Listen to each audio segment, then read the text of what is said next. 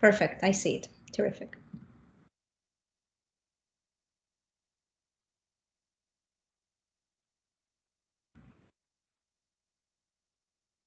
Well, hello, good day everyone, and thank you very much for being here with us today. My name is Arji Cavada, and I'm the Program Lead for Sustainable Development Goals at NASA's Earth Science Division Applied Sciences program. I am also the Executive Director for the Group on Earth Observations EO4SDG initiative, a global network that demonstrates and extends Earth observation uses to help countries and stakeholders around the world achieve sustainable development in alignment with the UN Sustainable Development Goals. I am thrilled to welcome you today to our side event, Earth Observations to Build Sustainable and Climate Resilient Cities and Communities, applying the UN Earth Observations Toolkit for Sustainable Cities and Human Settlements. And we can please turn the slides on now. We have a terrific lineup of speakers and panelists with us today from local and national governments, space agencies, academia, and the United Nations, who will discuss how cities and communities can factor Earth observations from space-based or remotely sensed data, as well as ground-based or in situ data and derived knowledge about our planet into their environmental decision-making and to deliver more effective solutions in key areas to help enhance their community resilience. Earth observations are particularly valuable in cases where local data is limited or non-existent. Combining in situ observations in local contexts with observations from satellites can lead to powerful products that provide cities and communities with localized practical knowledge. For example, combining data from weather stations, including rain gauge data with satellite-based rainfall data and information on how land cover is changing over time, as well as socioeconomic data sources, can help urban planners better understand and prepare for different types of hazards, such as potential landslides, including understanding where and how landslide hazards may vary, and also assessing the population affected by such hazards. Next slide, please. As part of today's meeting, we would like to introduce you to the Earth Observations Toolkit for Sustainable Cities and Human Settlements, a collaboration among many international contributors and organizations from government, academia, and the private sector. The toolkit is a continually updated resource that can be applied in policy areas such as adequate housing, access to public transportation, cleaner air, better land use, and a more efficient built environment. Next slide, please.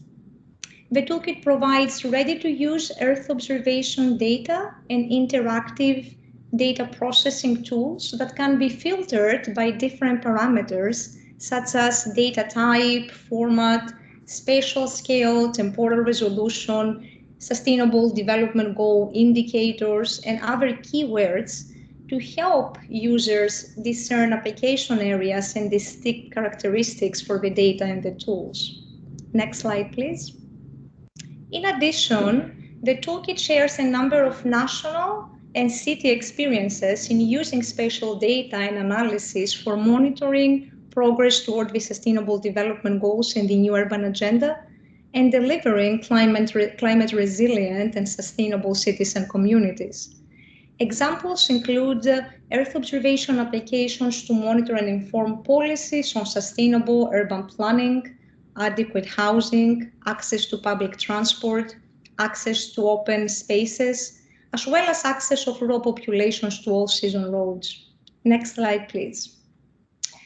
I would like to now turn it over to my colleague and good friend, Denis Moaniki, a spatial data expert who leads the UN Human Settlement Program's global activities on production of data on urban sustainable development goal indicators that are reliant on geospatial information, including Earth observations.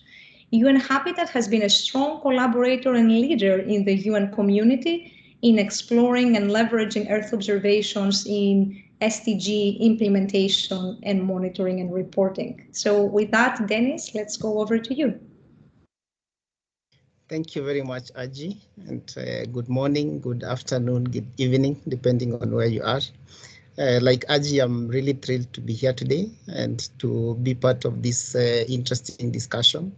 That I know we have a terrific panel, as Aji puts it, and I'm really thrilled to listen in and also to contribute to the discussions around observation, geospatial information, sustainable and resilient climate and resilient cities, as well as the overall discussion about the Earth observation toolkit for sustainable cities and communities. The Earth observation toolkit for sustainable cities and communities, as well as the discussion today, is really important for us at UN Habitat because of two main reasons, and there are many more, but just pointing out two main reasons here. The first one is because the discussion itself really points to our core mandate, that is on promoting socially and environmentally sustainable towns and cities. And this particularly also coming during the COP26 discussions. And the second main reason is that all the discussions we are going to have today are also aligned fully to the 4 priority areas where UN Habitat works. And these include the enhanced shared prosperity for cities and regions, effective crisis prevention and response, strengthen climate action and improve urban environment, as well as reduce spatial inequality and poverty reduction in communities across the urban rural continuum. So this panel, which I'm really personally also looking forward to, is going to look at different aspects that address different components of these 4 priority areas for us, but also is going to emphasize the value and the centrality of cities in the overall debate about the sustainability, but also on the current discussion on the race towards the zero campaign. This is really an interesting discussion for us, and we are really very privileged to have a large team of experts, but also participants from countries and cities participating in the toolkit itself, but also in the discussions today. So within the context of the environmental discussions we are having during the COP26, I just want to point out the importance of cities because the current statistics point to that cities account for the highest share of the carbon dioxide emissions. And this has a lot of significance to the goal of achieving the climate neutral world by mid-century. That is part of the discussions that are ongoing. But the high proportion of population living in cities and urban areas also points to serious challenges because a lot of the climate related threats and hazards that are being faced today are also unproportionately affecting urban communities and causing severe impacts on these communities. So if in our bid, of course, to address the issues of climate, and we must really also focus on cities since this is so where in previous discussions it's been really emphasized that it is in cities which will determine whether we achieve the sustainable development agenda or not. Because if we don't act for the majority of the populations who live in cities, of course not forgetting the non-urban areas, then the chances of us achieving the sustainability agenda are much more limited. One thing that has been worrying us the last many years has been a severe challenge of lack of data availability in urban areas, particularly high resolution data in terms of the spatial resolution, but also the temporal resolution. But I'm happy today that the discussion is really not so much on the limitations, but some of the solutions that are available from Earth observation and geospatial information. To help us and cities and countries to really address our challenges, but also to forecast and see what kind of actions we need in the future. So I'm really excited again to listening to the discussions and also the showcase of the different products that our panelists have for us today, and also to where needed to also make contributions. As we welcome our panel today, I just want to appreciate the huge contributions from the more than 30 individuals and organizations that Aji was showcasing in a slide there, who have been really central to both the creation of the toolkit, but also to show that it is possible to really work together towards promoting, monitoring, but also driving towards actions that address the challenges in cities and urban areas. I remember early last year when we met during the World Urban Forum in Abu Dhabi. Quite a number of actors and players in the Earth observation, geospatial information world. There were quite a number of sessions that were talking about different products coming up, different activities ongoing, that were all in one way or another really supporting urban data production from Earth observation and geospatial information. Then later, when we had a meeting and a discussion with all the actors, then we really spent an entire evening, more than 3 hours, really trying to see how can we bring all these unique resources and all these people together to really speak with the same voice, but also work towards the same goal of harmonizing how we do things, but also how we can support countries and cities to implement the urban monitoring activities. And today I'm really happy to say that this toolkit has been a result of a lot of work by a lot of people, selflessly contributing and giving their best, making available their data, their resources, metadata, and a lot of other related resources. So just want to thank everyone who has contributed to the development of this toolkit. That today is really central and is acting as a central place where cities and countries can actually assess different resources, but also to learn from what other peers and other countries are also doing in regards to use of Earth observation and geospatial information to produce and monitor SDG 11 and the new urban agenda. So I just want to welcome you all to this session, and I hope you are going to enjoy it. But at the end of the day, don't also forget to look through the toolkit portal that Aji shared, is eotoolkit.unhabitat.org, and feel free to reach out to us. There are quite a number of places where you can write to us, you can contribute, offer to contribute, or to join the toolkit discussion. Welcome, and thank you. It's really a pleasure to have everyone joining us. Back to you, Aji. Terrific. Thank you very much, Dennis. And definitely, I do remember that day in Abu Dhabi, and I know several other colleagues that are here with us today remember it very well as well. And I'm so happy that we're here where we are today, continuing to work. There is definitely a lot of progress that has been made, but a lot more that needs to happen. And I'm glad we're doing this together. So with that, we're going to move now to the next segment of our side event. And so I will ask the 4 presenters for our next section to please briefly turn on your camera so that I can introduce you. And so this portion of the event will provide an opportunity for some of the Earth observation data providers and experts to share some of the data sets and tools that are also included in this toolkit portal, this knowledge resource, and to demonstrate some of the applications and areas, how they can be used to support cities and stakeholders in addressing sustainability and informing decision making. And so we will start with Monica Kuffer, who is with us today. So she's an assistant professor at the faculty ITC of the University of Twente. And Monica's research focuses on remote sensing, sustainable development goals, urban equality and urban environments. She's co-chairing a network on deprivation area mapping, IDEA Maps, and is working on 2 research projects, Slum Map and Account. And she's also a member and a fearless leader in our steering committee group, Earth Observations for Sustainable Cities and Human Settlements Toolkit. And so then we will go to Robert Chen, who is the director of CISEN, the Center for International Earth Science Information Network of the Climate School at Columbia University in New York City. He has managed the NASA Socioeconomic Data and Applications Center, one of NASA's distributed active archive centers for more than 2 decades. And he currently co-leads the Geo-Human Planet Initiative and has played a key role in geo-data sharing activities since 2006. We will then go to Thomas Kemper, who is leading the Global Human Settlement Layer project at the European Commission Joint Research Center. He has a wide experience in remote sensing for the detection and characterization of settlements in support of EU policies.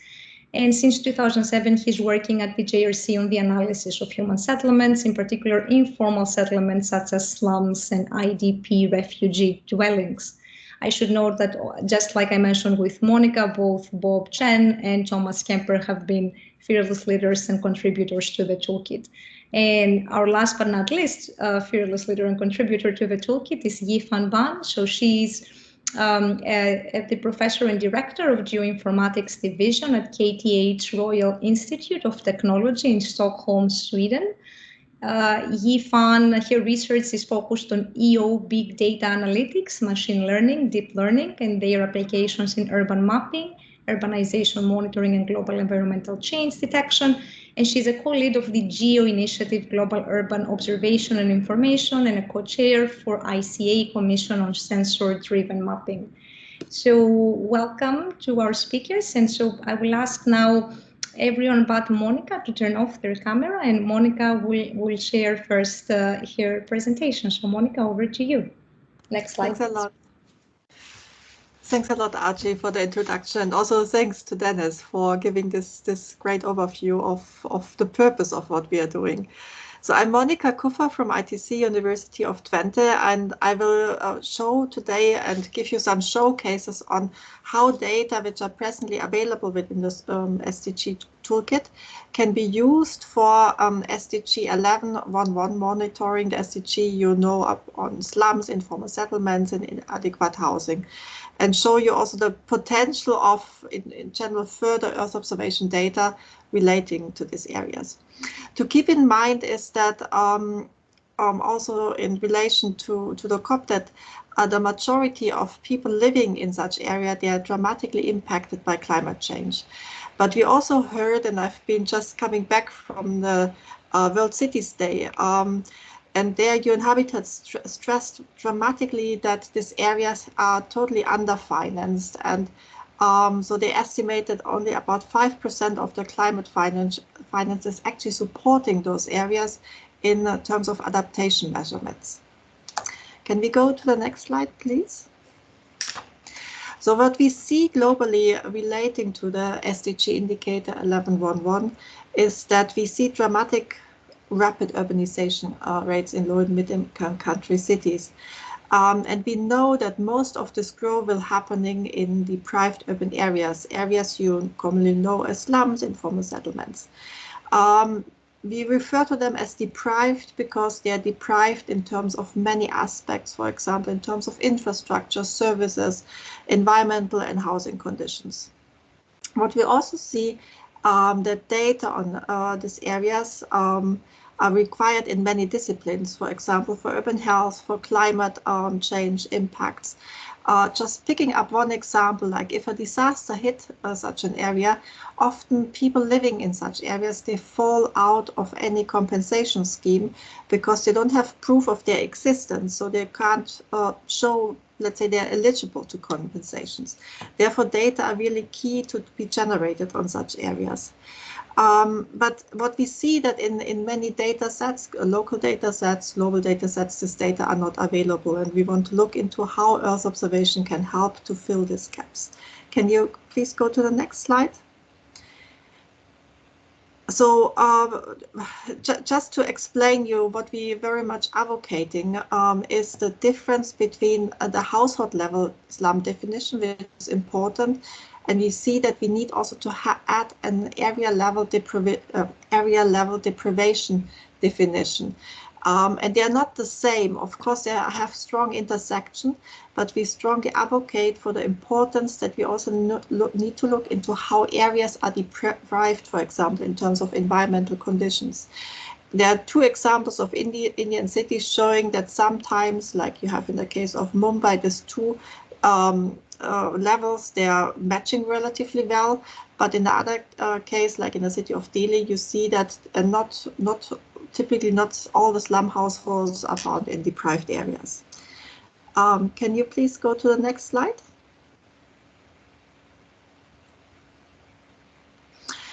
So what we have been developing within Idea Maps, which is a network of people working on slum maps, on deprivation area mapping, we are developing a framework to measure those, or to map those areas, split into 9 domains of deprivation at 3 levels, or 3 scales, which is the household scale, the within area scale, and how areas are connected with the rest of the city.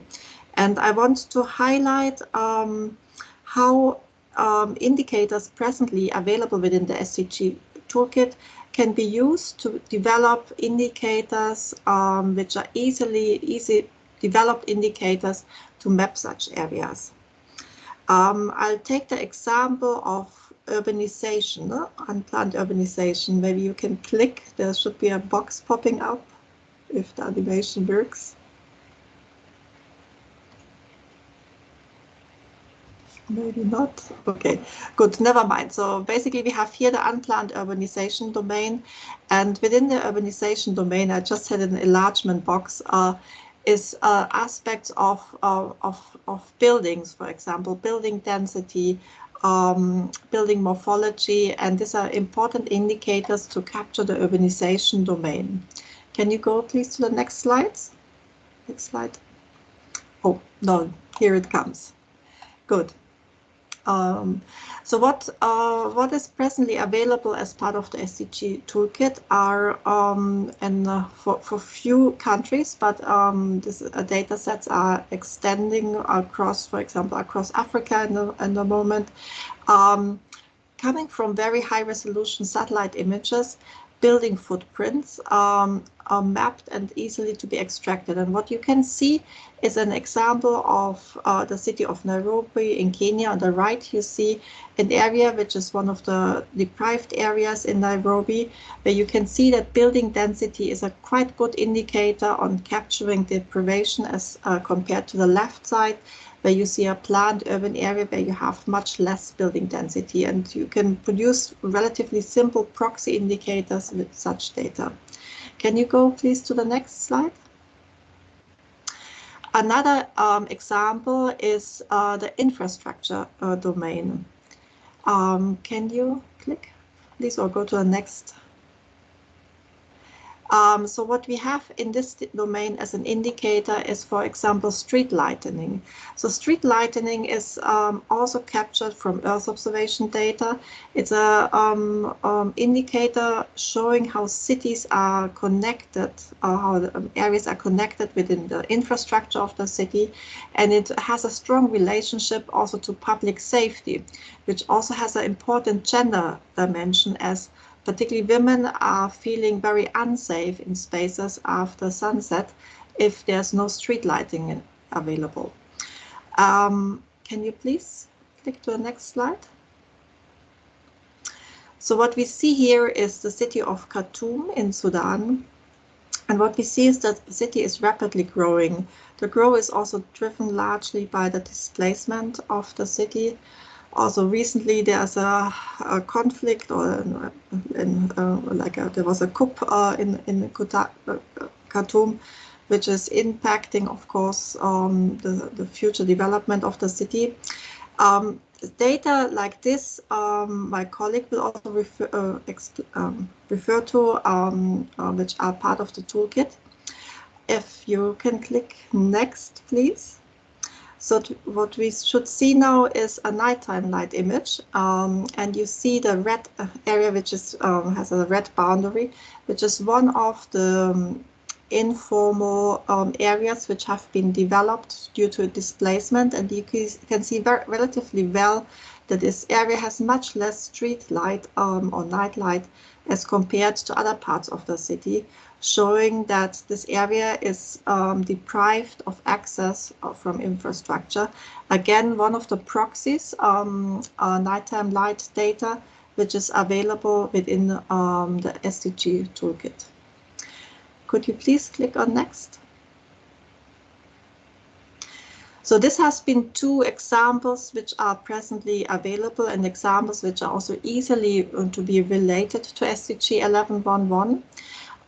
What we are presently working on as EU scientists are indicators further indicators, for example, relating to waste mapping, to road density, roofing materials, knowing, for example, that specific roofing material has a high potential of indicating deprived areas, hazards, and obviously also linked to open green spaces. And I show in the next slide, if you click next, please, one example of an ongoing work which relates to the example of waste mapping from Earth observation data, from very high resolution data.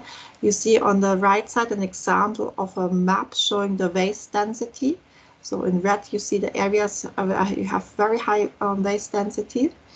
And we know that the accumulation of waste is an enormous environmental problem, also an environmental problem which relates to climate change, the increasing amount of extreme weather events which are triggering local flooding. And what you see also on this map, that the waste accumulation is strongly following the drainage system in those areas. So typically what is happening that during a flood event, the waste is flowing through the settlements. A lot of human waste is also part of it. And we typically see that after such an event, in particular children are impacted by waterborne diseases as an outcome of this environmental conditions of the waste accumulation. If you could please go to next.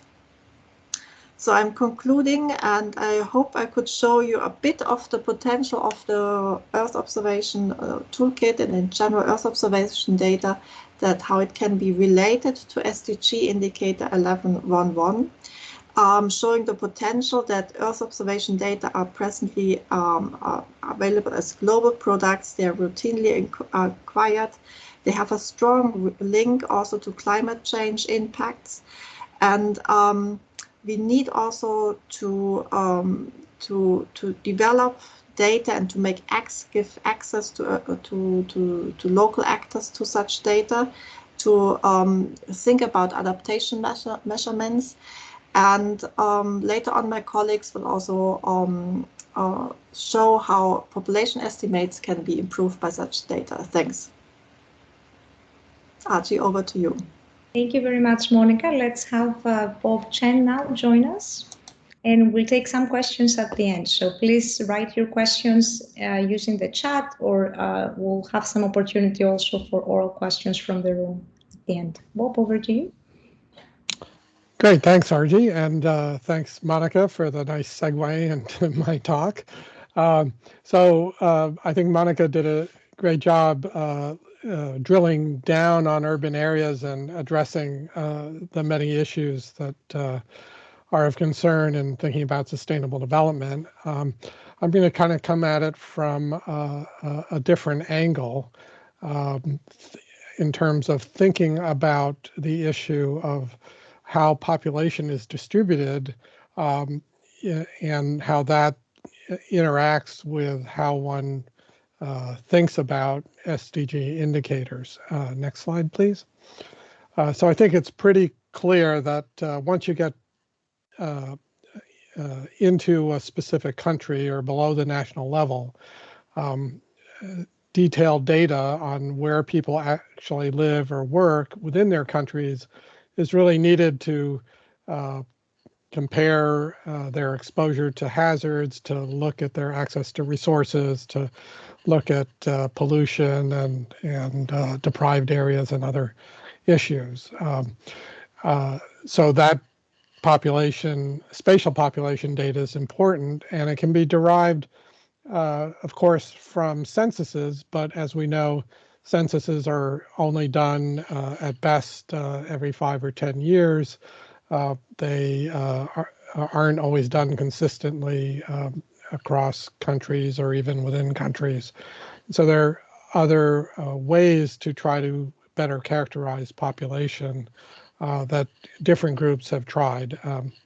Next. And so Earth observations, of course, provide useful indicators, things like where buildings are located and other types of infrastructure, but also other land use characteristics and other data that can be put into models that try to predict population distribution. So that's something that scientists like to do, to develop new models and incorporate all different kinds of data. What it leads to, though, is a lot of different estimates of population distribution. These are all examples of global data sets that have been applied to all the land mass of the world. But because of the different models and data sources, they do differ in how they estimate population in both urban and rural areas. Next. So, what is interesting scientifically becomes complicated for a decision maker or group trying to assess how population is distributed and how that relates to different indicators. I know this is indicator 9, but thinking about how rural and urban areas interact, a key issue is access to roads and other infrastructure for things like health delivery, access to markets, and so forth. And so having a better understanding of rural population in relationship to better data on roads has been identified in the Sustainable Development Goal framework as important.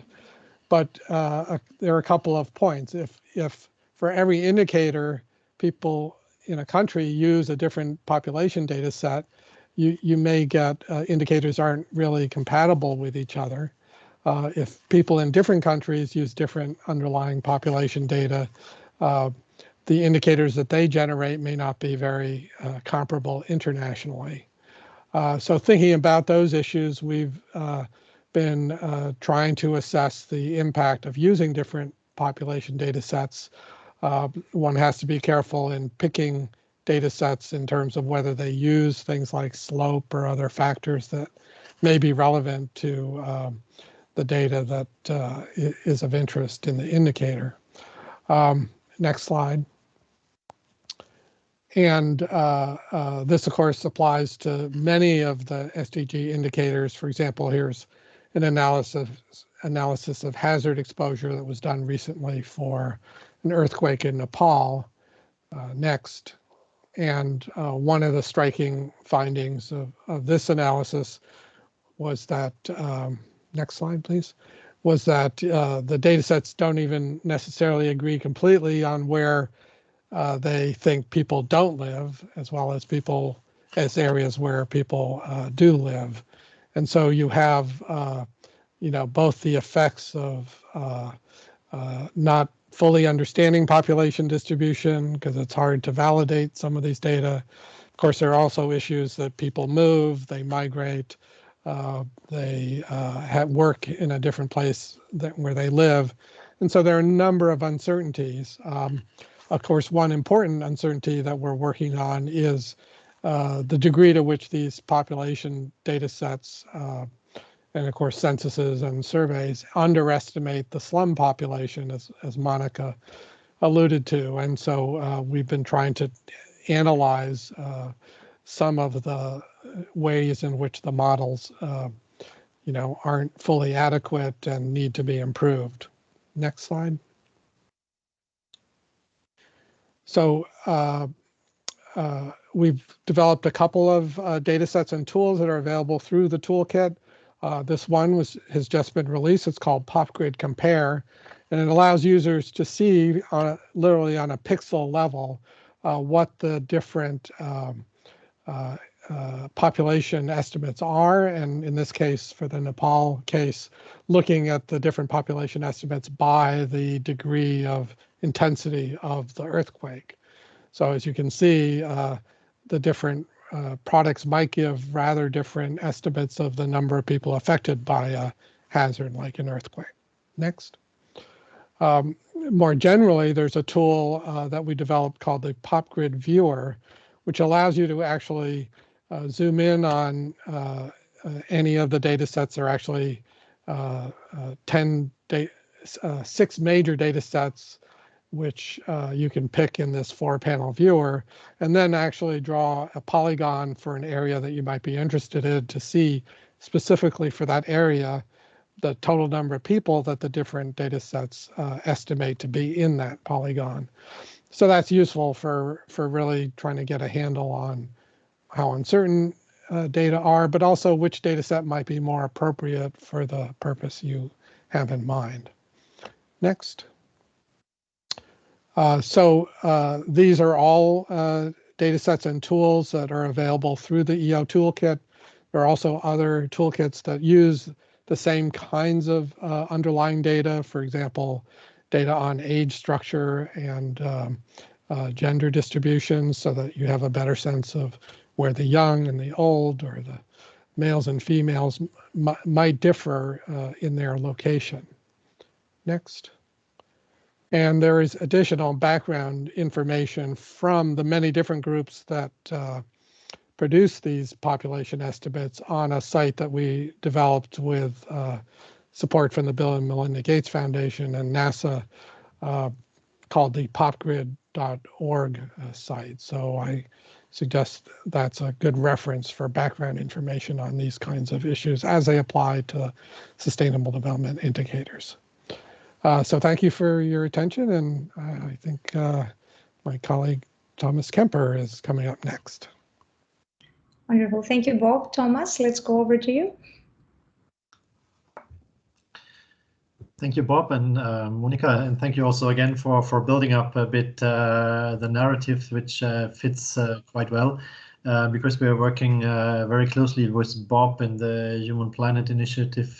Together we are making extensively use also of their data for the monitoring of the human planet with free and open data and tools. And I will present to you all the human settlement layer data that is in the toolkit and how they are also fitting together and what type of tools actually are also out there for you to apply. Next slide, please.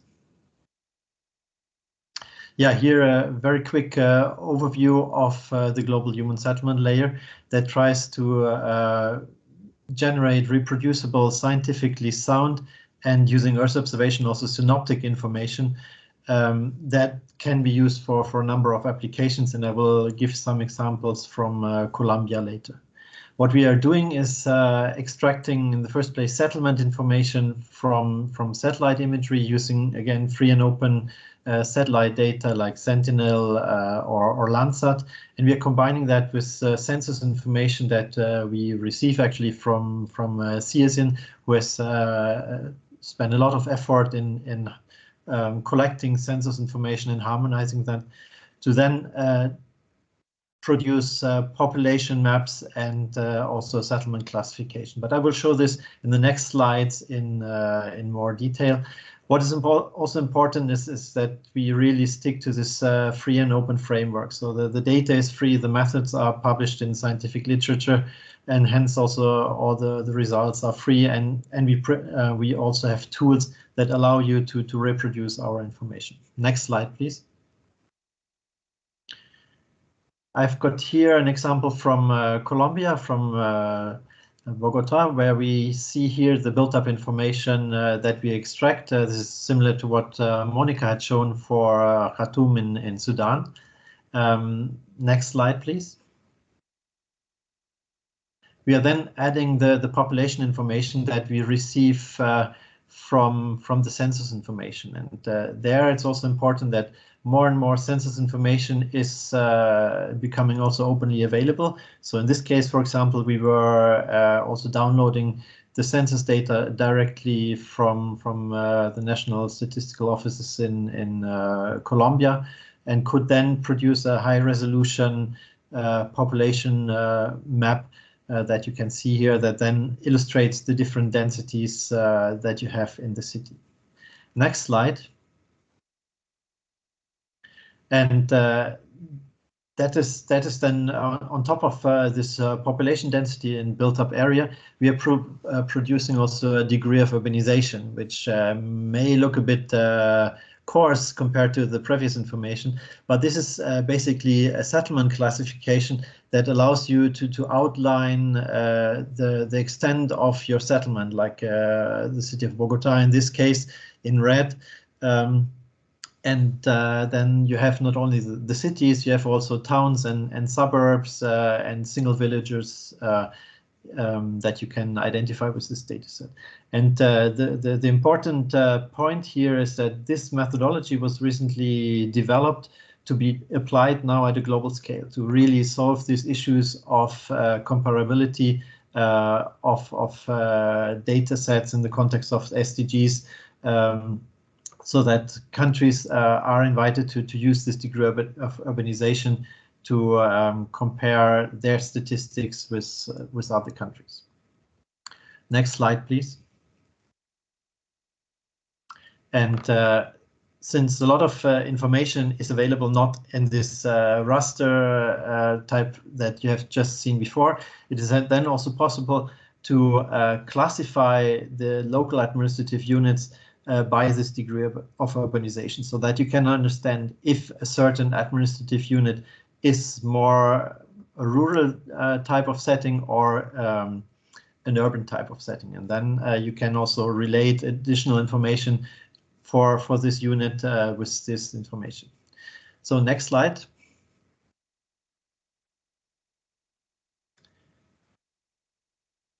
The Earth Observation Toolkit includes also a number of different tools, and I'm listing here all the different tools that we have been producing with the Global Human Settlement layer. I hope you still continue seeing it, because it's partly gone on my screen. There we are back again. So we have a suite of tools that allow you to apply this degree of urbanization to your own data, for example, but also to extract settlement information from Earth observation data, or do GIS analysis like the land use efficiency that is important for SDG 1131.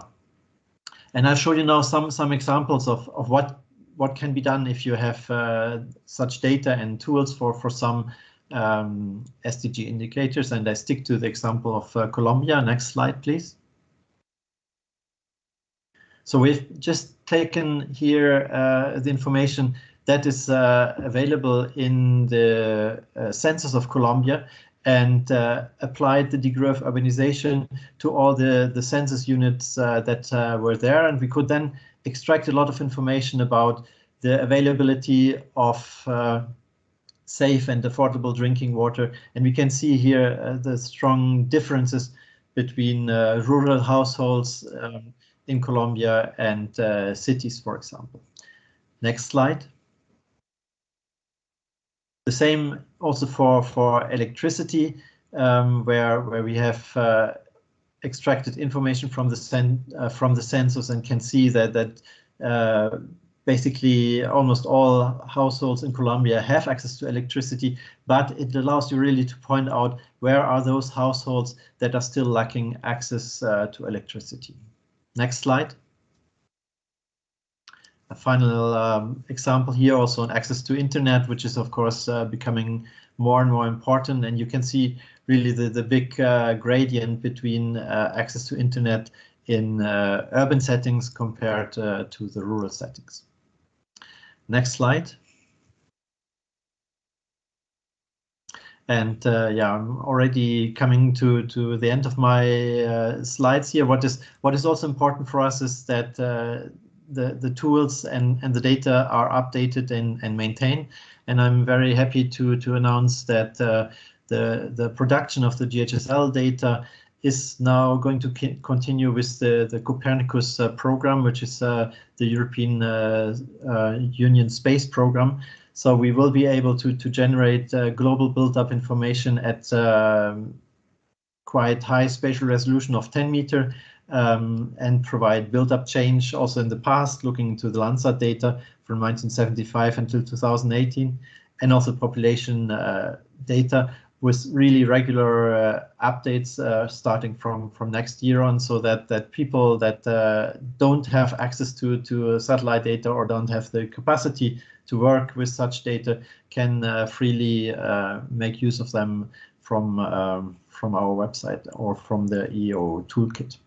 And on the last slide, I would like to give you an outlook on the new data that we are generating. So if you think of the initial example, the black and white image of Bogota that I have been showing, there was only the information about built up or not built up. But with the new data, we can obtain much more information that is also very relevant. That includes, on the one hand, residential and non-residential built-up areas, but also information about soil sealing and vegetation density. So that has then an impact also on a number of SDGs. And with that, I'm ending my presentation. Thank you. Great, thank you very much, Thomas. Let's go over to Yifan, and I do see that there are some questions and responses in the chat. So please continue to be adding your questions, and the speakers will do the best they can to respond to them. Great, Yifan, over to you. Thanks, Aji, and thank you, Dennis and Richard, for organizing this session. I would like to tell you about our work on Earth situation big data for monitoring urbanization and environmental impact to support sustainable and resilient cities. My name is Yifan Ban. I'm from KTH in Stockholm, Sweden. Next, please. Next, please. You all know now at this COPS conference. So can you go back, please? In this conference, we all know we're in the climate crisis. According to IPCC recent report, climate change is widespread, rapid, and intensifying. Some trends are now irreversible. So from melting sea ice to melting glacier, from drought, urban flooding to wildfires, we're facing grand challenges. Next, please. Urbanization is one of the grand challenges. Today, over 56% of global population live in cities. You heard from previous speakers, and 2.5 billion more people are expected to move to urban areas by 2050. 90% of those are going to be in Asia and Africa, where urban data are lacking. And urbanization has huge environmental impacts, from pollution to urban heat island, flooding, and biodiversity. Next, please.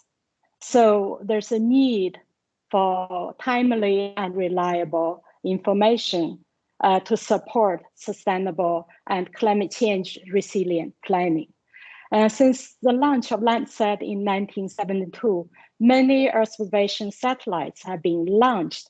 They provide petabytes of information that can be used to derive information to support planners and decision makers.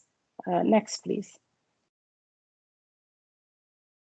So what I want to tell you is one of the tools that could use Earth observation open free data from the European Space Agency Sentinel-1 radar and Sentinel-2 optical data for automatically build up area extraction. So anywhere around the world, this tool is built within Google Earth Engine, so you can search outline an area, then the build up area be extracted automatically. We're fine tuning this tool. Hopefully we will release the tool quite soon to the SDG toolkit. Next, please.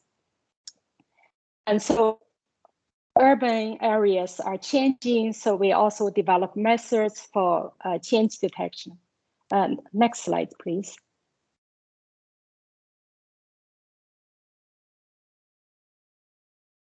Next slide. Yes, so here are examples of urban extraction results. These are trained on the Microsoft building footprint and very high resolution, and did a prediction using deep learning in Dar es Salaam. You can see very detailed information can be derived. Next, please. Next slide, please. So next slide that will show you change detection method that we developed that can detect changes continuously. So the urban planners that need changed information in order to support, like where their build-up areas changed and whether these are built with permit or without permit. So this kind of information are important. Here I show basically every 5-6 days we can detect changes continuously. Here planner says, okay, we don't need 5-6 days, but maybe every 3 months are sufficient. So you can get this kind of information anywhere around the globe with this change detection tool. Next, please. So urbanization and its environmental impact can also be assessed using Earth observation data. Stockholm is growing, but not growing as fast as cities in Asia, Africa. However, there's a huge pressure on reserves, deciduous corridor, and also green wedges and weak links. Next slide, please. Another example is also show urbanization's effect. One is the urban heat island. Cities are becoming hotter when more paved areas are built. So urban centers can be 12, can you go back please? Can be 12 degrees hotter than other areas. So by using Earth observation data, you can also compare land cover information and on the left side for Athens and Paris, on the right are urban land surface temperature. You can see the cooler areas are the parks or green areas. So observation-based analysis can support improved urban thermal environment with nature-based solutions. Next slide. So another example is about urban flooding. So Earth observation data not only can provide rapid mapping of flooded areas. This is the example of the cyclone Idai effect in Beira in Mozambique. So you can see a huge area of flooding in built-up areas with 500,000 population. So we can do rapid mapping. Then also Earth observation can be used to be flooding resilient. Maybe now a building permit is not going to give in the lowland areas or with risk being flooded, so that to protect people from from flooding. Next, please. So with Earth observation data, we can derive all kinds of information. Heard from Thomas and previous speakers about human settlement, build up presence layers, and a variety of products are developed. These are all global world settlement footprints and global artificial imperial surface layers, as well as regional data set, very high resolution building footprints, as well that Monica also mentioned that they're very useful for many urban applications. So these are great opportunities. Next, please. We have also developed the app leveraging those open and free data on Google Xingji, so that anywhere, any city around the world, you select your area and then select your build-up data and time period. Then it will automatically calculate the SDG. This is actually supported by Dennis and his colleagues last year. They worked closely with my students. We have developed this app together. So next, please. My last slide. So there are a lot of opportunities, but there are also challenges. So the toolkit, as Aji said, is in progress. So I would like to mention a few challenges. One is the city definition. Where does the city end? So this definition, we can use the tools developed by Thomas and others. But depending on which area you choose, the city definition might change because of the high density areas, population areas, for example, Mumbai, Shanghai, the population continues throughout the whole region. So we still need to improve how to define the cities. And also in terms of building up data sets, their availability are from different periods, different years, and very limited data from recent years like 2020. So it's a lot of data are about 5 years old, so we need updates. And we also need to improve reliability. Here I gave an example, 2 examples of SDG indicators calculated with several of those products. You come up with different results. I think Gaia is because it's artificial surface layer, so it's not build-up layers. So when you use this data, caution must be taken. And also they have different reliability and accuracy. Again, when you compare 2 build area extent from one year to the other, you have 2 different accuracies of the maps. They're both 80%, and the end result is only 64%. So it's better maybe to consider develop change detection tools that can be used directly to look at the land use change and calculate the SDG indicator. So thank you very much. I will stop here. Thank you. Thank you very much, Yifan, and thanks to all the speakers.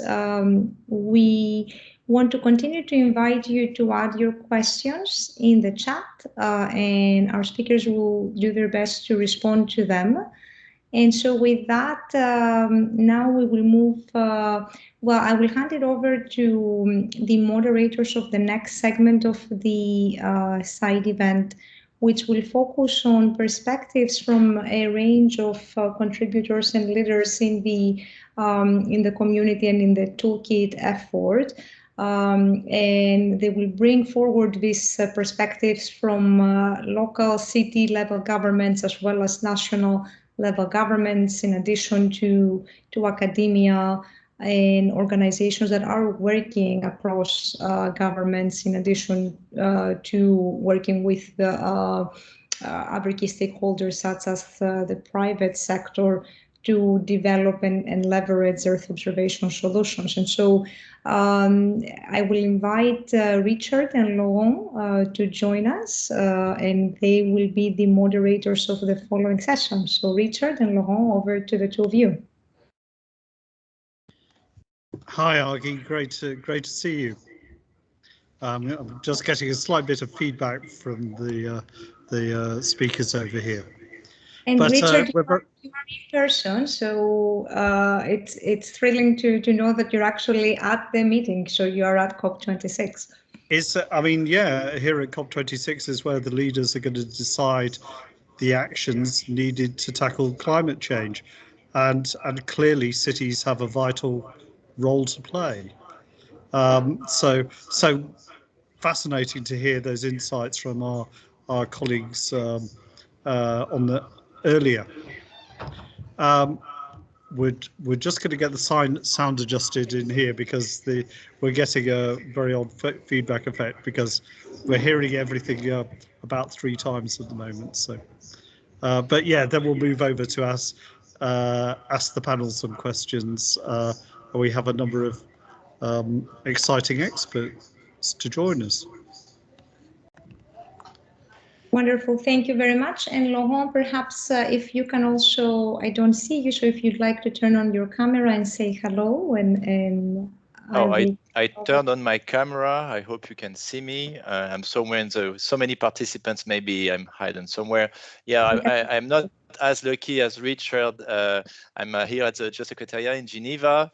I would love to be with which I know my colleagues Stephen and Sarah are with you, Richard, and I was personally very impressed by the demo, by the first panel session. I think it was very inspiring to see all these tools and data that are actually accessible on the toolkit, and it's not only data and tools, it's also use cases, example of how to use and take full benefit of their tools and data. Remembering also, as Thomas Kemper said, that this data, most of them, they actually comply with fairness. It means that they are findable, accessible, interoperable, and reusable, as well as geodata sharing principles, meaning that they are open, most of them, and also they are very quickly put on the toolkit, so that there is not too much delay to actually use this data, because as we are discussing here, there are some taste of urgency at this COP26, and so it will be great to discuss with our panelists how they can actually use on the ground this data at the city level or at the country level. So Richard, I will give it back to you so you can ask our panelists a first question to start the discussion. And Laurent and Richard, if I may ask now, perhaps Donovan to stop sharing his screen and ask our panelists to turn on their cameras. And let me know if you'd like to do some quick introductions of the panelists, or otherwise I'm happy to do that as well.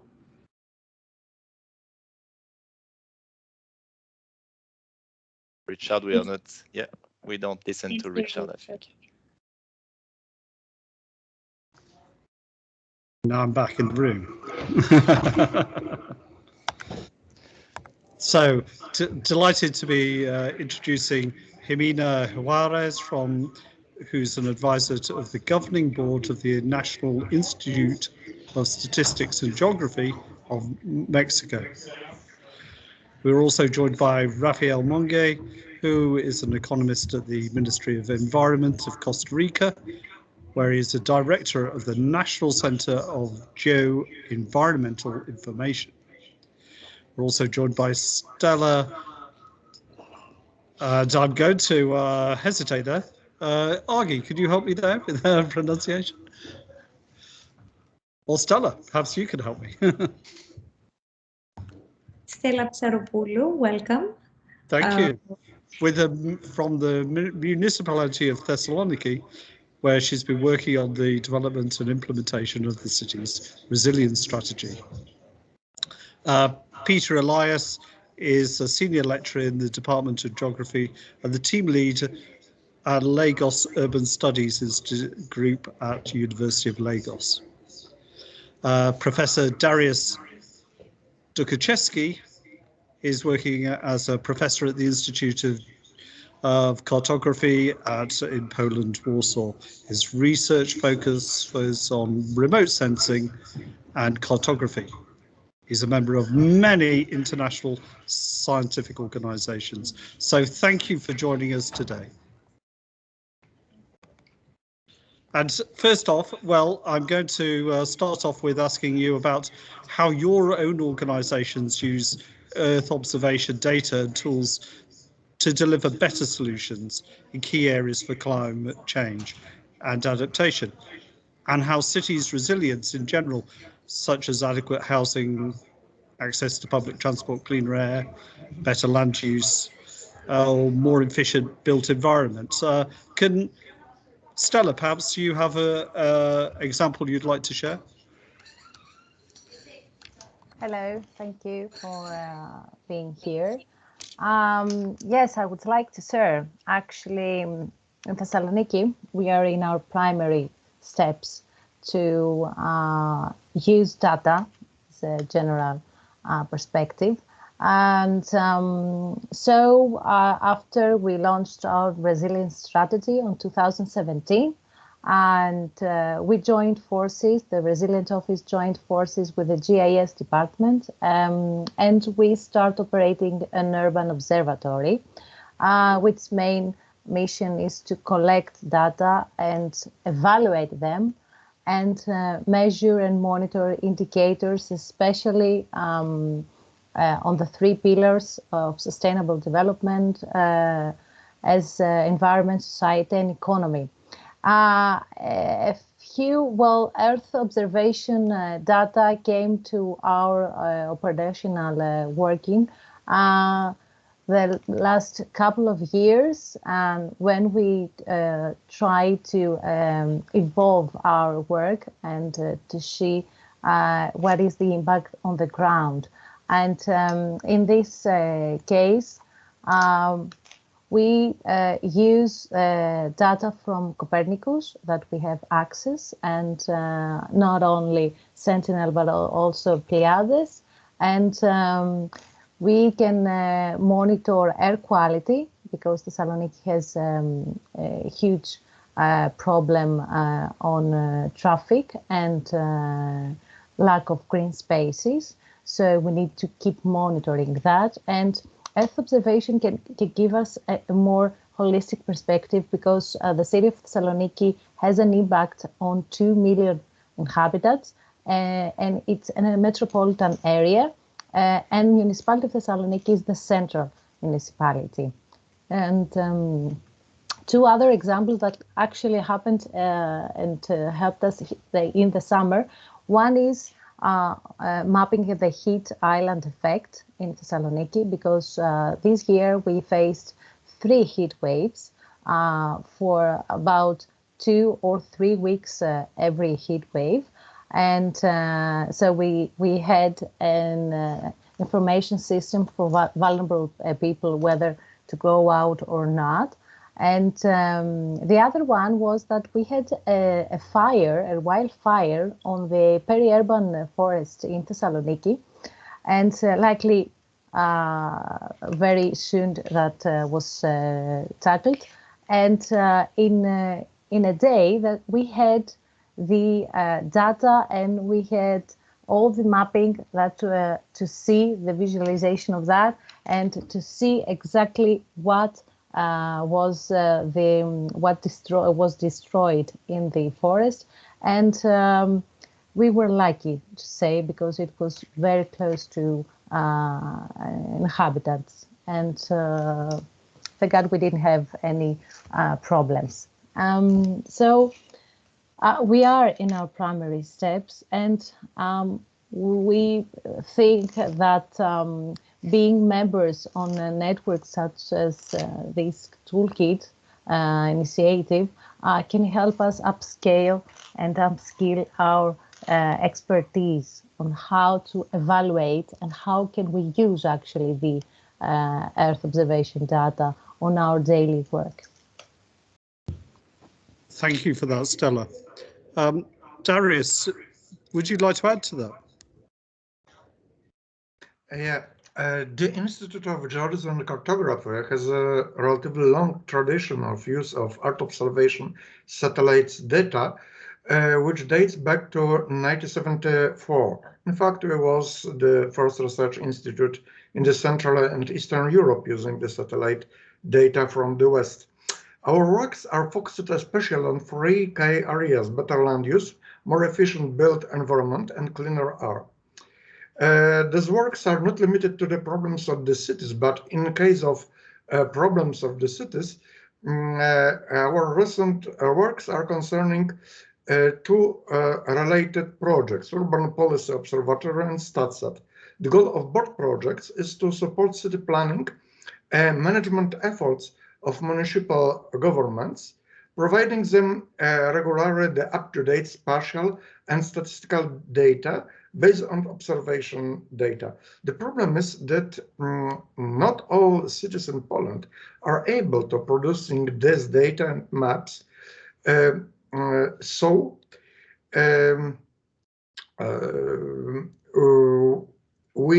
our goal is to elaborate and to propose the step-by-step methodology of production of spatial and statistical data based on Earth observation data and in situ data, and to implement this methodology with aid of national agency called Statistic Poland.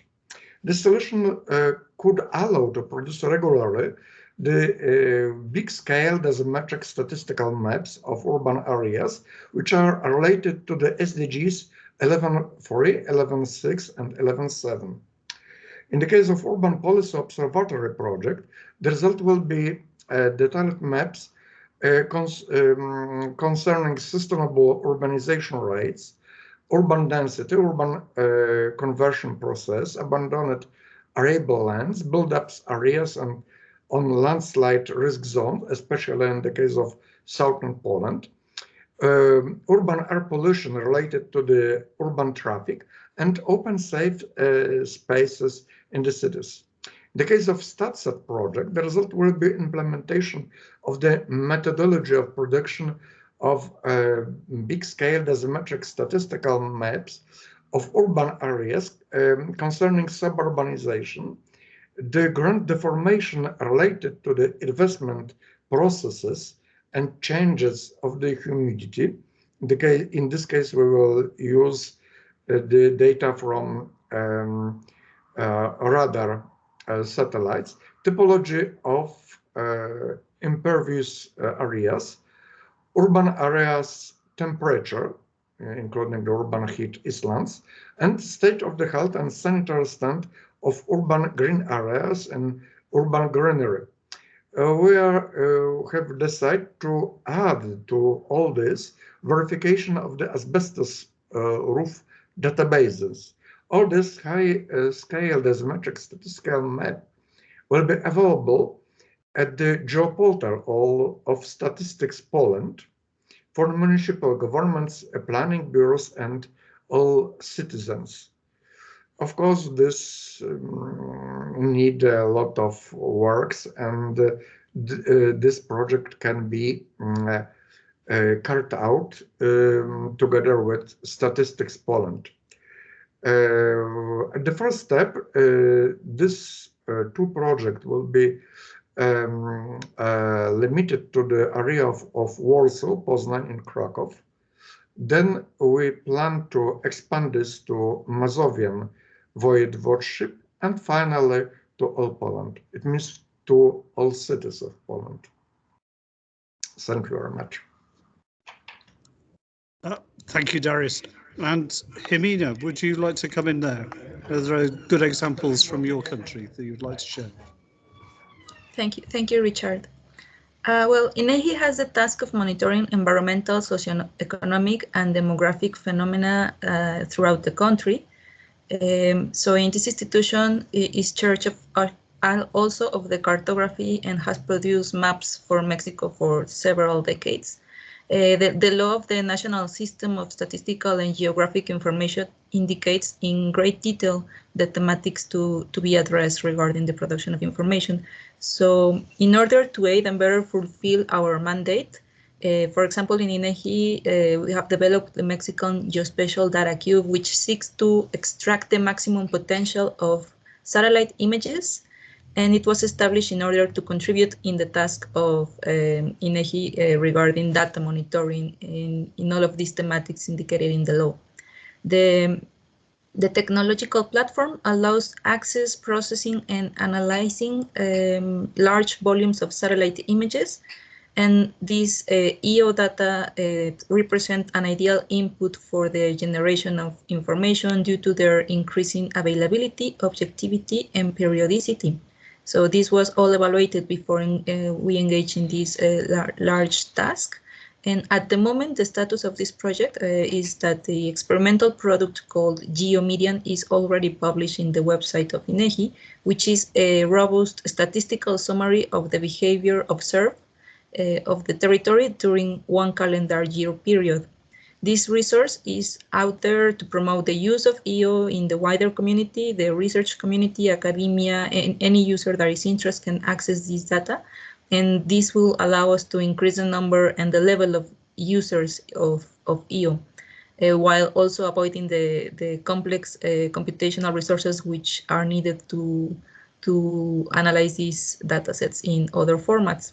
The product actually is also used as an input for data science-based research involving the identification, for example, of agricultural regions, as well as the deprived areas in the whole country, using UN Habitat's Slum Severity Index definition to do so. And so such project, some of you may be aware, is detailed within the SDG Toolkit website under the National Experiences section. But it is also of great relevance in many other key areas of interest in INEGI, as it has allowed us to to explore different techniques for the integration of statistical information with open EO imagery, as well as to compare the possible results with higher resolution images. And in other matters, this study also allowed us to explore and exploit the richness of the 2020 housing and population census data recently published as a very powerful validation dataset.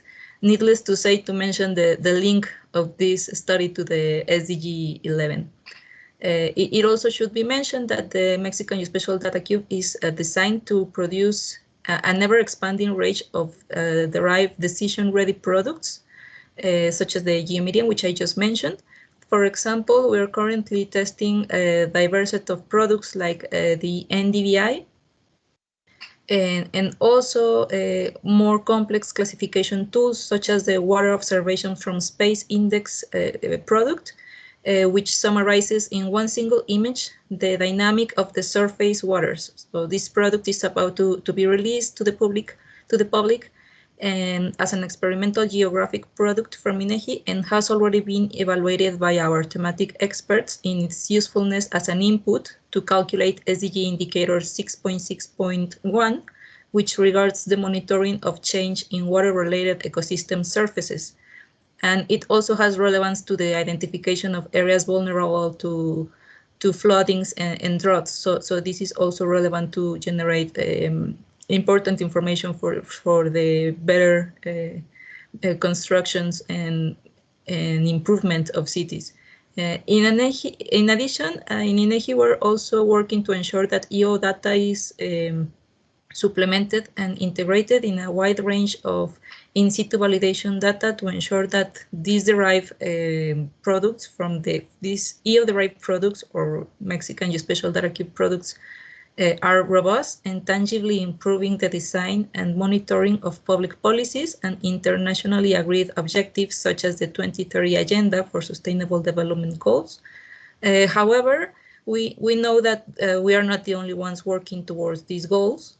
And in this regards, tools such as the SDG Toolkit are setting a precedent in openness in techniques and experiences, which enhance the collaborative efforts and the potential of it to tackle many of the challenges implied in achieving these goals in consonance with being and achieving better together. So it's a great honor to be part of this community.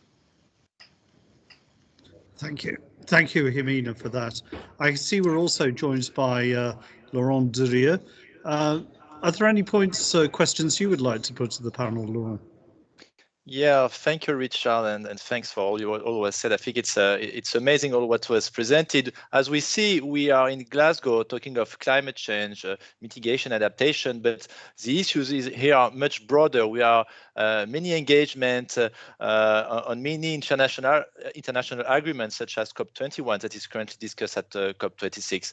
I would like to know how the toolkit can be used by cities or by countries to report on these international agreements. It's not only climate change; it's also disaster risk reduction and other SDGs. We listened that the toolkit could help on SDG 7 on energy, on 13 on climate, on SDG 2 on water and others. So I'd like to hear maybe from Peter from the University of Lagos in Nigeria how Nigeria could use the toolkit to report on its engagement for their international agreement. Peter, please, if you are listening to us. Yeah, thank you, Lauren, and my co-panelists for the various perspectives we brought into this conversation. As you have mentioned, the SDG 11 focuses especially on cities and human settlement.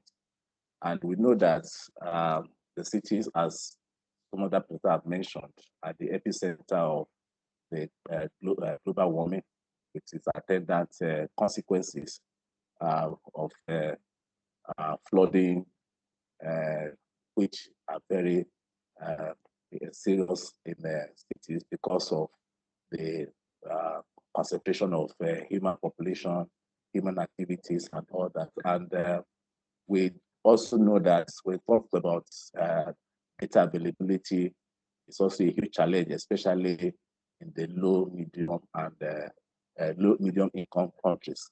So the Toolkit provide platform for reducing the data inequality, which makes it easy for cities in the low and middle income countries to be able to access open data to monitor the various challenges confronting the cities, especially in terms of flood hazard. We need to know where the people live. We need to know how they are impacted by overflooding. We need to know the degree of losses, either in terms of houses or livelihoods or even lives. And so the toolkit bringing together geospatial data will be able to help in either early warning systems or in planning evacuation when there is a disaster, or in trying to even provide relief or compensation in some cases. So the toolkit will help the city government to be able to know exactly where people live, what properties are affected, what facilities are affected, what livelihoods are affected, in being able to come up with robust plans to manage disasters.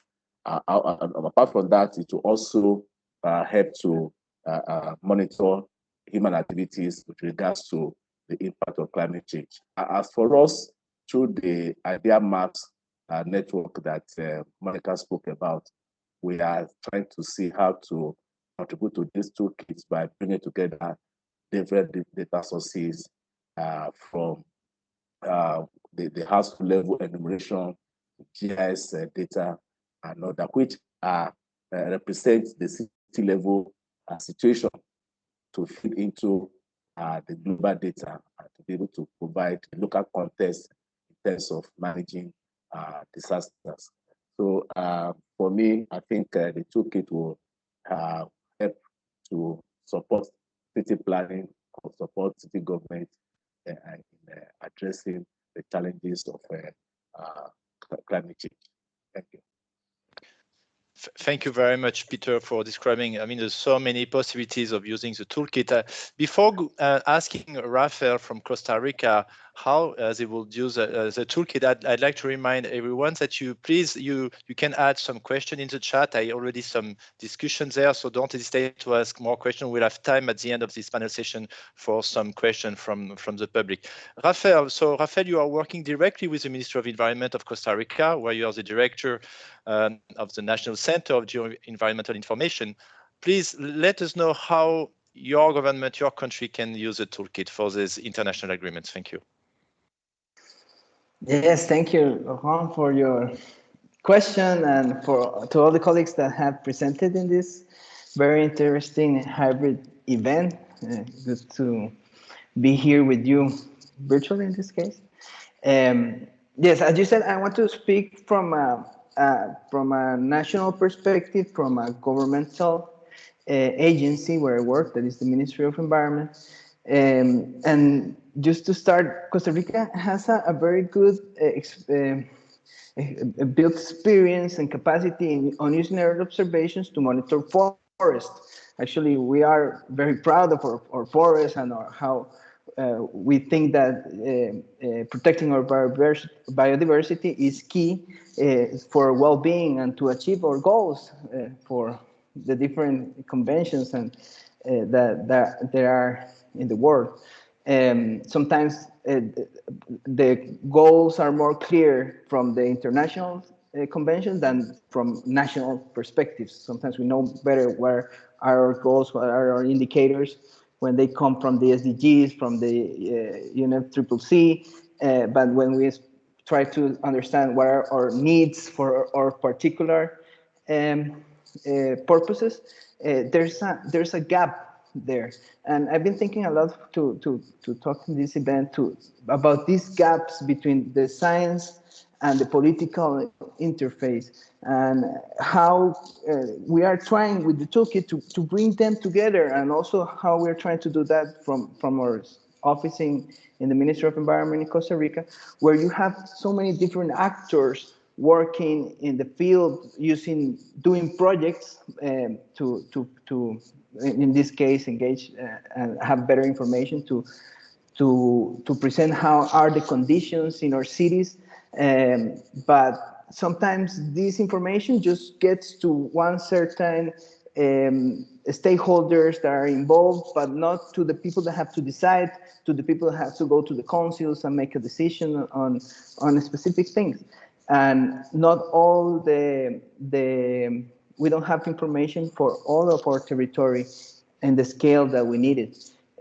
We may have analyzed very good or great metropolitan area that is the center of the country where the most of the population is, but from outside that region, it's hard to get data. It's hard to be aware of what's going to make decisions using data. And Earth observations and the Toolkit, all these initiatives that have been presented today are a way to get that different sources of information from new or innovative data sources that can be also used in these places where there's not that capacity. However, we also face challenges of who are the people that can be able to analyze this and translate it into something that decision makers can use, or investors can use to adapt their decisions. And that's the most important part of the work that we are trying to work with in our ministry, and I'm also thinking with this event and with the EU Toolkit, how to close that gap and make this more useful. Thank you, Rafael. It's interesting to listen from you that this discussion at the international conferences such as the COP26 are inspiring from the country. So back to you, Richard, for next question. Also remembering that you have some new questions in the chat you may have seen for Jimena. So back to you, Richard. Yeah, no, thank you for that, Laurent. Can I ask, we've clearly seen that there's a significant opportunity for cities to use Earth observation data, apply them to their strategic thinking and monitoring. What do you think are the big barriers? What's stopping cities from doing this, and how do we overcome those? Anybody want to come in first on that? Stella. Yeah, thanks. I think that the first one is the political engagement. And since we're talking to the COP26, we do expect everyone the political engagement on issues as sustainable development and resilience. So we need the political engagement on every governmental level, I would say. And talking about challenges or barriers or difficulties that we can face depend on the level that we have to operate. I think that data collection is the main problem that we need to face, and we're talking about accurate data and recent data, and we saw that during COVID situations that we had a huge lack of data, and there were a lot of statistic services that had to stop working, and we actually lost a lot of information. That was the difficulties, deficiencies that we actually saw. That another one is the funding solutions, especially when we're talking about a city. The cities now during the COVID era, they have a lot of problem on funding, and how can you fund initiatives and innovative solutions, and how can you actually go for daily use of those or Earth data.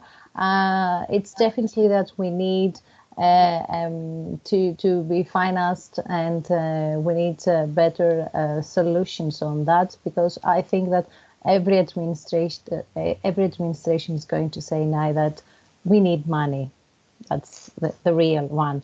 And going further, I think that if we all go digital, and we're talking about smart cities and smart applications and that, we do understand that we are going to face new threats, and one that it's more recently to us is that during the summer we had a cyber attack. So unfortunately, our IT systems, included the GIS platform, had to stop, and a lot of our data was hacked now. So we need also to think that we need to build better systems, and always think about the security and cybersecurity, and how can we upscale, but we also consider other threats.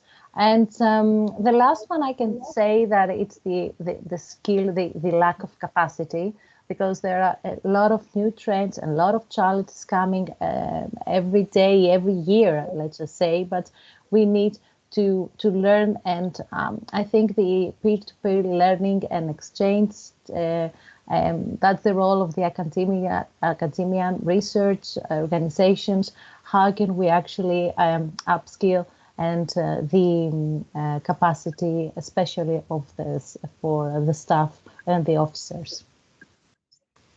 No, thank you for that answer. Yeah, very, very relevant. Raphael, is there anything you would like to add on that? Yes, I point some challenges. I'm sorry. Go ahead. Thank you.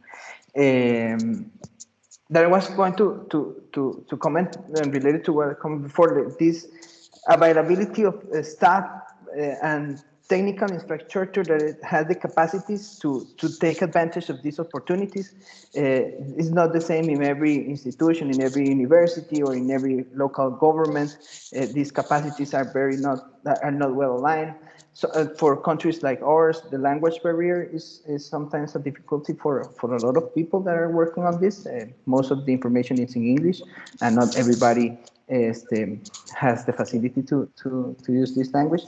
And I think that we also need more articulation in order to build a coherent infrastructure where the different stakeholders are working together and not doing the same things, not like some challenges that have been already overcome from some people are being faced in the same government institutions or in local governments. We don't have these channels to communicate and to help people that are maybe solving something that is already being solved. And this is something that is not straightforward. And finally, we need to institutionalize the analysis, mainly with this Earth observation. That is something innovative, is something new, and the way things are being done, like for example, our SDG 11.1, we're measuring it with surveys, like the National Survey on Households. But we know that we can add reference and information from Earth observations to this and make it more robust. However, this needs to be institutionalized, and also not only for a specific sector where we have been working, but to the whole country in order to analyze and make better use of that information. And this is feasible. We just need to do it and have the time and people and the capacity to start doing this analysis and share it to the interested people. No, thank you for that. So we've heard about capacity building, political engagement, the need for financing. And I was just wondering, Peter, did you have any points you wanted to add on this? Yes, thank you, Richard. I want to talk more about the aspect I mentioned earlier, which is data inequality, especially in the low middle income countries.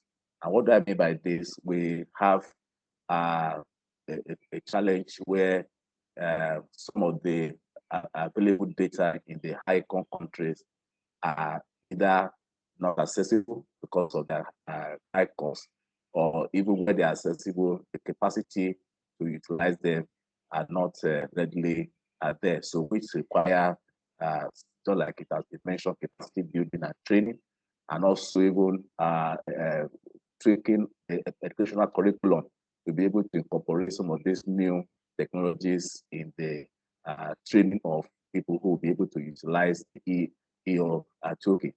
In addition to that, I think given the disparity between what is aspired at the global level and the local context, there's need for more international cooperation and coordination of the various platforms that are available, so that the low and middle income countries will be able to access this platform more readily, and then data that are collected at the local level can also feed into the global platform, so that there will be a kind of comprehensive information that will help decision making and also guide planning.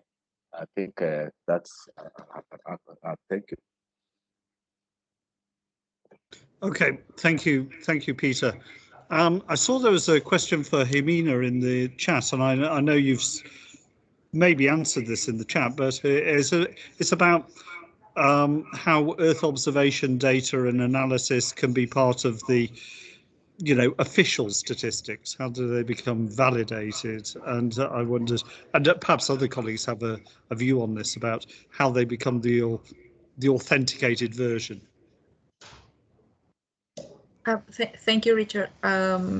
So actually, in INEGI, the EO-derived data have been part of the official processes to produce information for a long time, specifically in the area of natural resources. But always and more modern techniques need and should be adopted for a more efficient management of the data that will allow us to increase the impact of it in our processes, in our very different and diverse processes.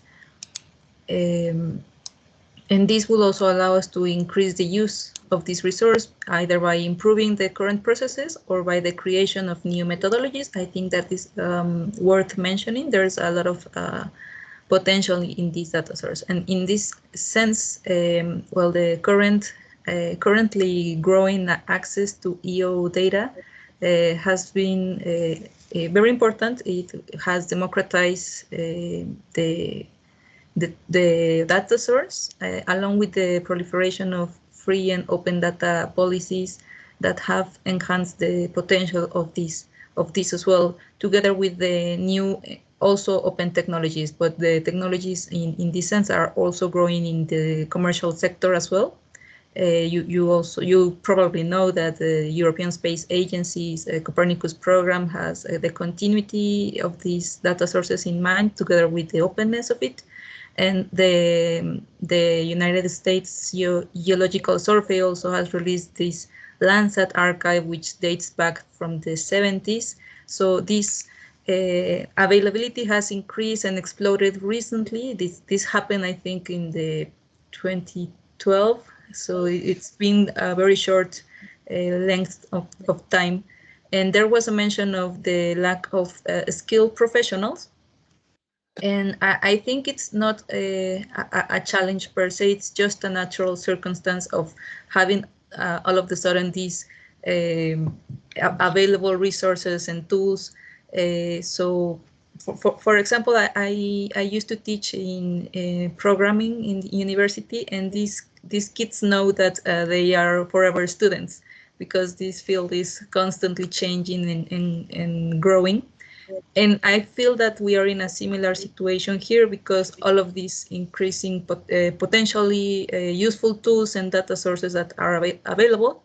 It should be mentioned that the variety, the diversity, and the velocity in which these data are being generated also comes with the challenges of understanding each and every one of these varieties and technologies. For example, the optical satellites are subject to some trade-offs between the spatial and temporal resolution, for example, between the visiting time and the geographic coverage. So this requires, for example, optical satellites to achieve very high resolutions in very specific problems, such as the ones we are discussing here today regarding urban human settlements, which are often analyzed through very high resolution images. And probably one of the most relevant challenges that I can observe for the production of official information is the validation stage. As you very well mentioned, there are different levels of validations for us, but the field data is key, is crucial in this sense. The collection of field data is essential to obtain, for example, accurate estimates of the condition of the forest ecosystems in terms of the biomass, carbon, among key environment-related indicators, which provide the needed information for the right decision makers for local needs. You know, this very specific scale with these high scale necessities. The field verification is also required in the zones of the change to validate that there has been a change. For the effective identification of the study units, the dissemination of their use must understand their advantages and disadvantages. This is very important in all of the possible carriers, I think. The integration of EO with economic and socio-demographic data, I think, is also a challenge in any context, but is one of the most promoted research areas within the Institute because of our duality as a national statistical office and a national cartographic office as well. So it's been very well, promoted within the data science laboratory of INEGI. And they, in this era, they have identified the value of this important resource. They don't solely focus in EO, but they have committed to exploiting this data source. There's still a lot of work to do in order to achieve the desired quality in our processes, but however, the experience of contributing to and getting back from the SDG Toolkit community and expertise has been crucial to increase the potential of our works within the Institute. Thank you for that. And I'm going to move on actually to the issue of how do we engage with communities and civil society and citizens. You know, we've heard about the work that's been done by institutes and governments and national organisations, but how do we get citizens, ordinary people, to care about this and make use of it? Any thoughts? Yes, Prophet Richard, thank you. Okay, Rafael, go ahead. Thank you. Just quickly to give the word to Peter as well. For this, I wanted to provide an example that we just celebrated the Octubre Urbano or Urban October in Costa Rica. It's also promoted from UN Habitat. And in this month and also in this year, Costa Rica also approved an urban and environment agenda to bring this political discussion to this level. This is being a very important interest from our government and from the Ministry of Environment. We're also preparing a GEF project that is related to the urban sector. But however, how to engage with civil society, I wanted to provide an example of this participatory mapping of public spaces that our colleagues from the Ministry of Housing has.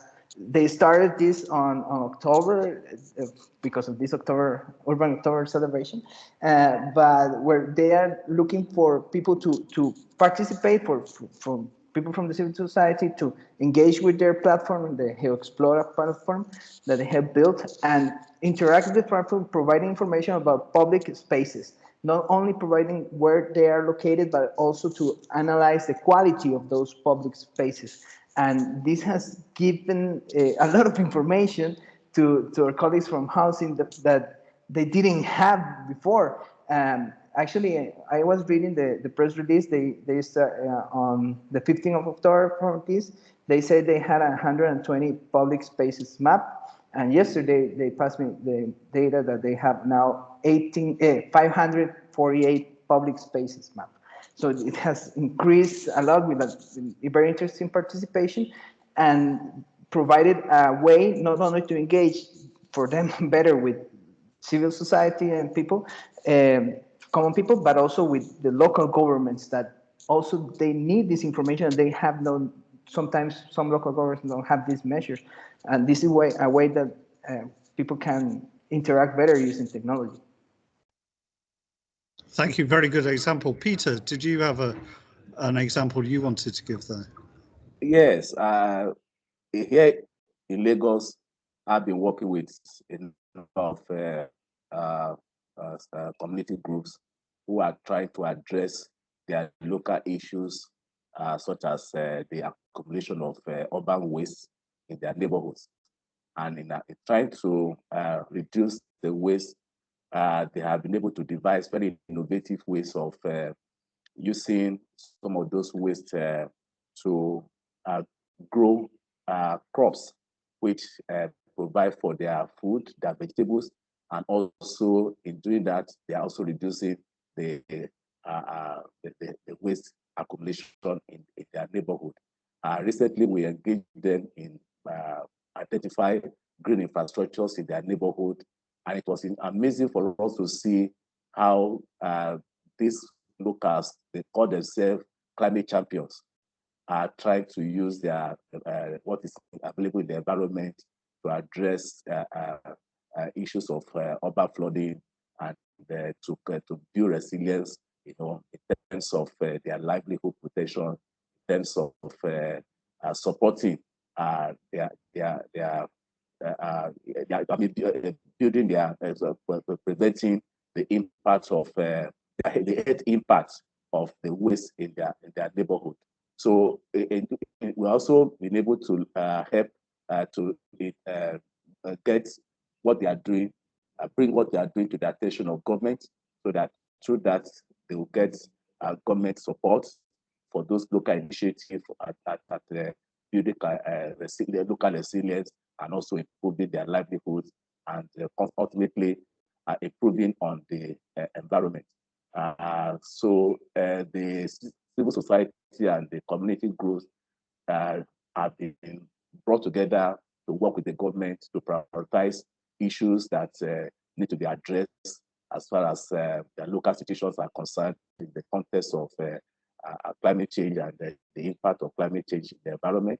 And like it was mentioned earlier on, one big challenge we're having is that these slum areas or deprived areas, which are not regularly captured in official statistics, are being neglected in most of the government programs and activities. So by bringing them in,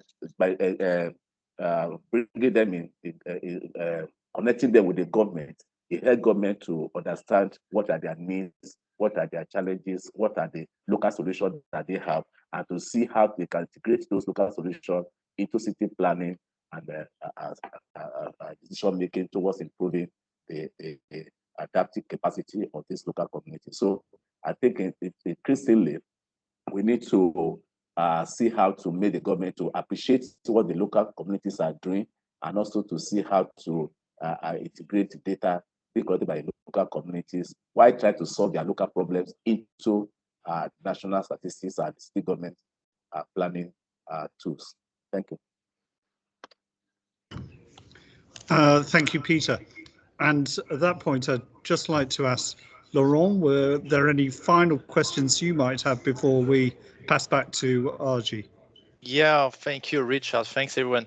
Yeah, so as we have seen, this toolkit is delivering many data, many tools, and so some concern were expressed. Rafael said we need the infrastructure to actually manage and process this data. And Stella said, yeah, and we also have hacking problems, so we need was the issue of security. And Jimenez said, well, we also need field data and also data to be processed with this Earth observation. We also need to guarantee the quality so they are really integrated in official data. And Peter also talked about employment issues and training issues. So I have one last question: is how the at GEO we work with the country member, but also with the private sector. We have an industry track. So I'd like to make this question all of you, but as short, we have not so much time now. How do you think, what do you expect from the private sectors to help you on all these issues to actually take full benefit of the toolkit? And I'd like to start with Stella, and I will then name all of you so that we can use the last 2 minutes we have now. Thank you.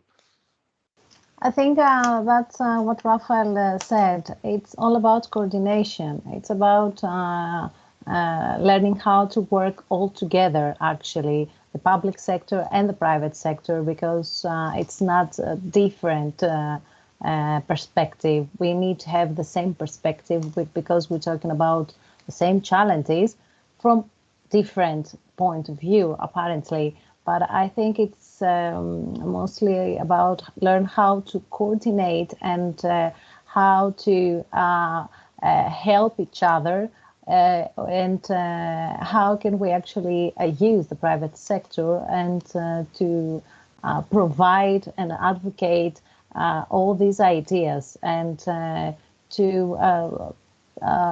build, all the engagement and community engagement also on that, and especially find some financing tools that can give promote the economical development as well to private sector. Thank you, Stella. Darius from Poland, please tell us your thought on how to work with the private sector. It's a really big problem, but in my opinion, private and public sector should collaborate. In our case, we have a very specific situation because in our country, most of the cities are very dense. So we must to employ the very high resolution satellite data to validate the data from the Copernicus program like Sentinel-2 or even Sentinel-1.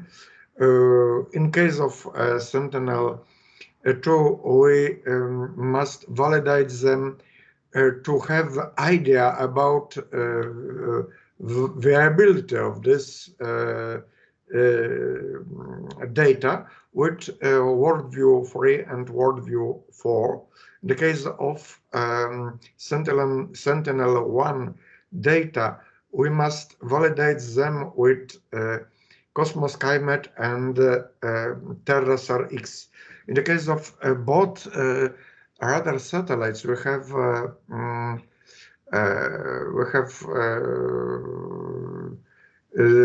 used them to make the very detailed map of the stability of the ground in Warsaw with precision of 2 millimeters. So now it's an opportunity to verify what will be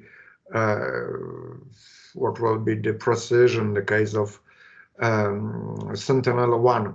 So this is another aspect of the collaboration between private and public sector. Thank you very much. Thank you, Darius.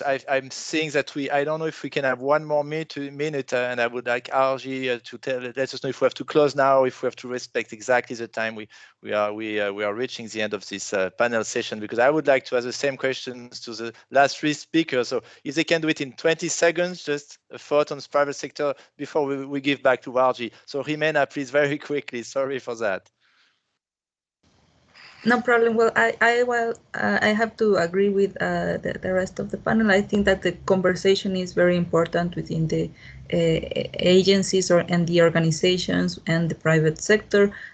For example, we've been able to access cloud-based credits through a collaboration of Geo and Amazon and Google. So I think that at the higher level, the conversation needs to find the common necessities that should be where everyone works, what everyone works for. So I have to agree with the rest of the panel. Thank you, Jimena. And Peter, please, from Africa, how do you see the collaboration with the private sector? Very quickly again, sorry for that. Yeah, I think it's the only way to achieve the ultimate agenda, because there's no enough resources with the government in partnership with all relevant stakeholders, for the private sector, from businesses to the civil society and And increasingly, the government is recognizing that by getting to strong collaborations that will build the capacity of using the EU toolkits for urban monitoring. Thank you.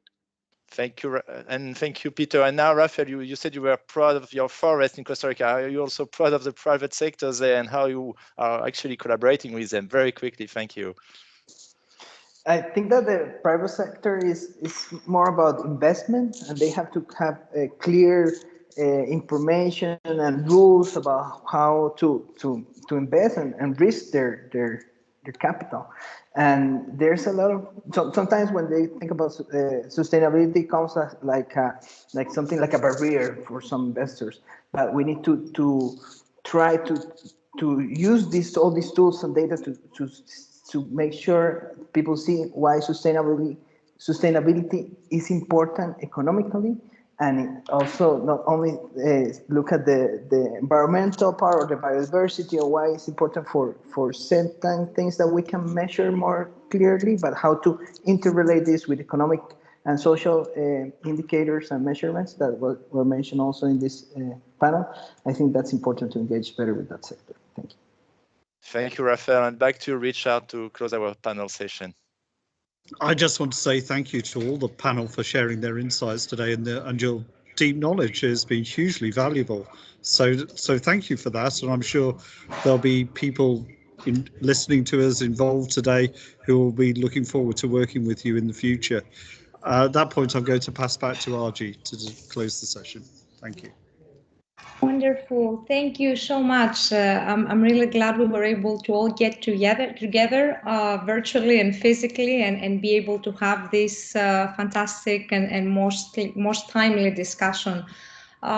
So just to do a brief summary, so our session today really emphasized why cities and other types of human settlements are at the core of the sustainability debate, as well as the Race to Zero global campaign. And so we've heard from colleagues about examples of specific Earth observation data sets, mostly ready-to-use data products and tools, decision support tools that can be in many instances tailored to meet cities and communities' specific needs and geographies. We also heard from colleagues about specific good practice use cases of cities that have developed the capacity to leverage such Earth observation data sets and tools and incorporate them directly into their monitoring and planning efforts. And we had some good examples of where this has become part of official monitoring, reporting, and planning processes, like the example from the colleague from Mexico's National Institute of Geography and Statistics. We also discussed the need for working to help develop additional capacities across levels, across government levels, and with other stakeholders, with a key role for academia and research institutions to be able to better leverage the tools and the data, and also the importance of testing and validating the information, using the information derived from EO products, Earth observation products, using local data sets and knowledge. And to ensure that this is meeting the needs of city and country governments. And so it's been a fantastic and very fruitful discussion. We're definitely looking to continuing to work on these issues through the EU Toolkit community and the broader Group on Earth Observations community that we have. So we want to invite you to visit our Toolkit portal, to share your feedback with us. If you have particular use cases or other content that you'd like to contribute, there is an opportunity to do that. And also get involved. If you come from government, private sector, NGOs, civil society organizations, if you're interested in being part of this, please let us know. Would love to hear from you. And so with that, I want to thank everyone on the panel, all the speakers, and we will conclude our event here today. Thank you very much.